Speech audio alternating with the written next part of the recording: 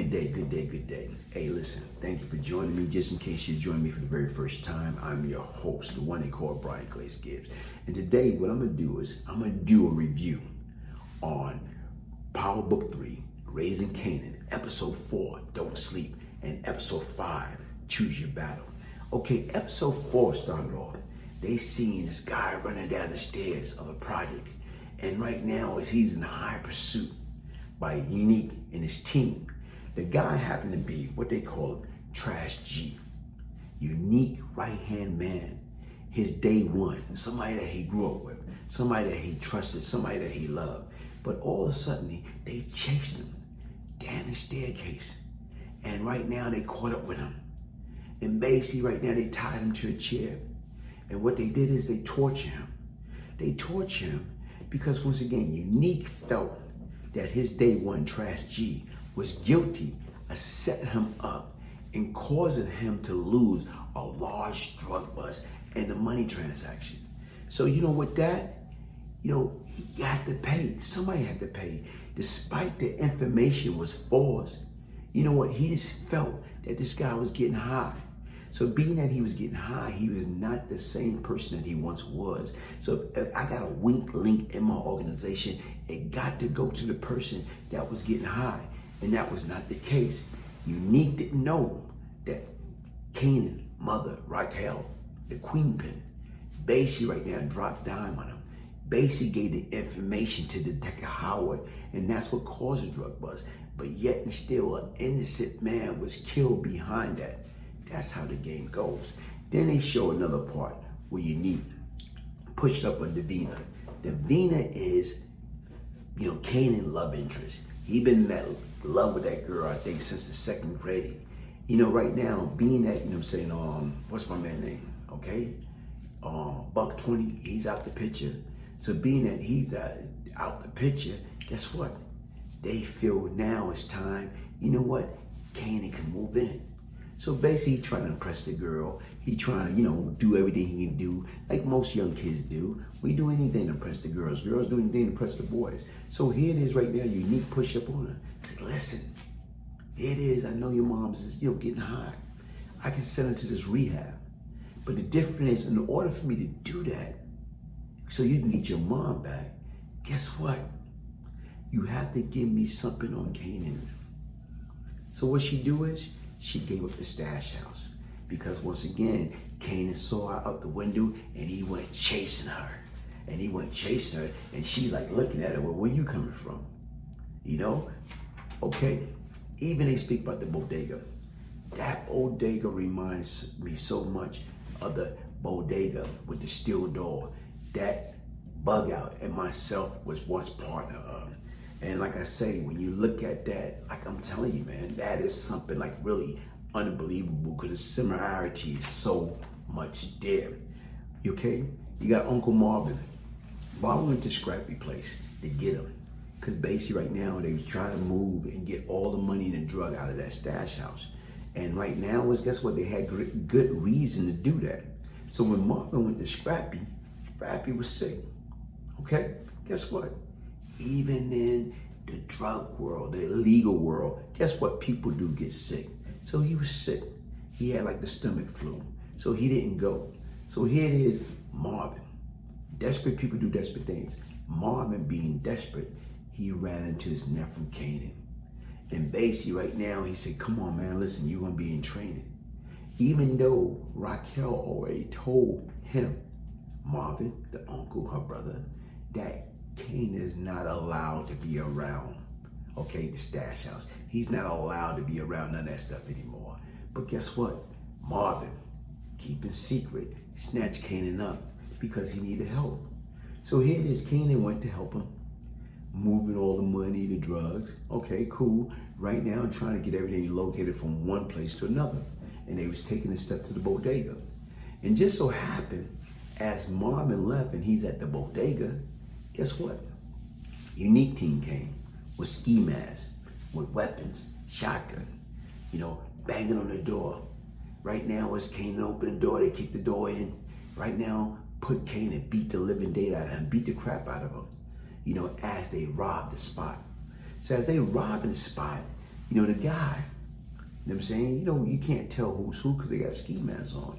But he know that 50, Kanan, had something to do with his man being killed. So not only that, this is going to be double revenge. Not only is they hitting them, taking the money and the drugs, but right now is, guess what? They're going to take revenge on Kanan and get him from his involvement with Buck 20 being murdered. Okay, here it is. You look at it, you see Marvin leave the bodega. Then all of a sudden, right now, he driving his red Benz and he coming back. He coming back to the stash house. And then he see what was kind of odd on a residential street, you know, a van, a cargo van. And these guys with ski masks loading it up. Automatically, what he do is he put two and two together. So here it is, he came and he started gunning that car. And as he gunned that car, hit it at high accelerate, he ran into the back of the cargo van, dismissing the guy that was there that just hopped into the van and that was just loading stuff into the van. So all of a sudden right now, they start shooting at each other. Marvin starts shooting through his window, his Mercedes-Benz window, as these guys start shooting back, I guess, with a shotgun. Okay, nobody get hit. The cargo van spin around the corner, disappear. Okay, Marvin Carr is disabled, but now he's trying to find out what the heck went on in that stash house. So as he went into the stash house, not knowing what he gonna run into. Is he gonna run into his nephew Kanan already murdered? That's gonna be a major problem with him and his sister. So as he go back into there, he sees the gunman got Kanan at gunpoint, you know, with the ski mask on, and he got him at gunpoint. So here it is, he was able to distract the guy, shot the guy, kill the guy. Come to find out, the kid is who? This kid is Unique's son. Whoa. So here it is right now, the plot is sticking. The plot just got worse. You know, okay, when you keep looking at that and seeing like, what the hell happened? How the hell Unique would put his own biological son on a hit team? But guess what? It happened. Here it is now. They already know they got problems. They already know that that kid is Unique's son. And guess what? The hit came from Unique. Okay. Episode 5 started out with Raquel confronting Kanan about his bloody shirt. Okay. What did Kanan do? He did like most kids would do. They lied. They lied to their parent. I did it all the time. You know, people, you got to be mindful. And what I'm trying to say is right now is here it is. Once you start at an early age lying, guess what? Do it get any better? No, it don't get no better until you got true identity for yourself and you learn in order to be honest with anybody else. You got to first attempt to be honest with yourself. Okay? Here it is. You watch as Detective and Howard and his partner, they went and investigated. Okay, that crash scene with the Mercedes-Benz, okay. They investigate the stash house because they heard shots and everything, but nothing. They didn't find anything. Only they find is the fact that somebody that was there couldn't stand what took place and they threw up all over the place. Okay, Raquel and Lulu confronted Marvin about Kanan being in the stash house when that shooting happened. Okay, now as you look through that whole, you know what I'm saying, like discussion, and as they trying to get on Marvin, it's like as you listen to the story, Marvin been a professional F up. That's all you do, F everything up. And he been like that for a while, okay? Lulu's supposed to be the more sensible one, the one to listen, the one that followed the plan. You know what I'm saying right now? Marvin is the opposite. He saw these guys leaving Raquel's house, and they got into exchanging words. And when they got into exchanging words, they got into a physical confrontation, and they fighting. And to me, what that remind me of, who Marvin remind me of? Marvin remind me of Mike Bones, okay? Because once again, everybody know Mike Bones. Right now, he had all the talent in the world, but he was constantly keep effing up. And Lulu, he remind me of Luke Stevens. He remind me of Luke, you know what I'm saying, Basie, before Luke got strung out on drugs. So you look at these two characters, okay? Mike Bones, Marvin, Luke Stevens, Lulu, Basie right now, Mike Bones taller, you know what I'm saying, like Luke was shorter, stocky, And right now, it's just like, to me, you trying to put the pieces together and they all start coming together. Okay, now they got into the fist fight. Once they got into the fist fight, patrol car drove by and yelled, "Don't make us get out the car." And they broke it up. Okay, cool. Once they broke it up, that was it. Okay, they went their separate ways. Okay, so when you look at all of that, you know what I'm saying, and then you start looking at, as it go deeper, Detective Howard, okay, oh my F, he received bad news from his doctor that there was no match from his relative in Alabama. Okay, so basically he SOL. He's SHIT, out of luck. So here it is. She say that the doctor went on to say that they put him on, they put him on a bone marrow donor list. And right now that's still a long shot. So here it is, this man about to die. You know, right now, before season 1 end, based upon the condition that he's in, basically he might don't make it into season 2. Okay? Now, you see Kanan confronting Scrappy. Because right now, Jukebox told him that, you know what, she think Davina gave it up and told him you need. You know what I'm saying right now, what was going on. Okay? So what wound up happening? You know what wound up happening? This is what wound up happening. They wind up getting to a confrontation because he confronted Scrappy. Scrappy looking at this guy, come on, man, you little snotty-nosed kid. How you gonna come up on me, confront me, ask me right now, where was I? And did I have anything to do with the stash house being robbed? I'm not even built like that. So here it is, Kanan, felt his oath. You know what I'm saying? I guess he ate his Wheatie that morning. His mom fed him some Wheatie. And he went after Scrappy. And you know what? They got into a scuffle. And basically right now is, guess what? Who won? Scrappy got the best of him. The next thing you know, Detective Howard and his partner picked him up. As he picked him up, took him back down to the precinct, okay, see what he can find out. So to come to find out, he asked him, Kanan, okay, cool, about information, or do your mother love me? Did she ever talk about me? And like Kanan say, my moms don't talk about cops. Okay, we don't talk about police. But okay, cool, one thing led to another. So he told Kanan, what's your name? Right now, your date of birth. So initially, Kanan was very reluctant. And then he told him, man, listen, we can do it the easy way, or we can do it the hard way. Meaning, guess what? Your buddy go to Rikers Island, okay? Right now it's because you're 15 going on 16, or even right now, August 15 just happened to be today. So technicality, guess what? You are 16. So right now, if you under 16, you go to Sparford.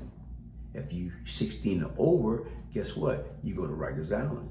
So he told him, listen, man, you can even give me this information, or I can make it hard for you.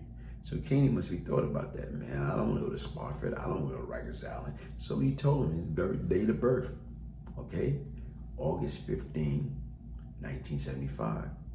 So, okay, when you sit back and you look at all that and everything that's going on, so he kind of puzzled. Wait a minute here. How the heck, if you was born in August 75, wait a minute. The guy that everybody's assuming is your dad, guess what? He was in jail. And my man did his homework. Y'all didn't have no conjugal visit. People that do New York time, state time, and they marry, got family, you can get approved for a trailer visit. And most of you guys right now, guess what? When they got time, they get married. Because once again, they want that sex on the conjugal visit. And you know what? Here it is. With the detective find out that Raquel did not have no conjugal visit with that gentleman.